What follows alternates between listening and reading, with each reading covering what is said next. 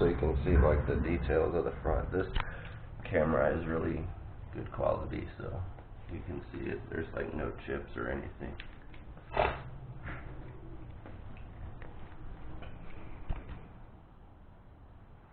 The car is just ridiculously perfect.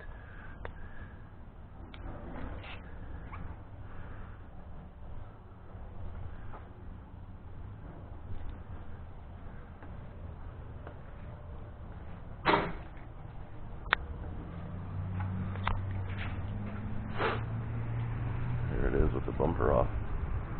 Bumper should go back on today or tomorrow. But I'm going to put the camera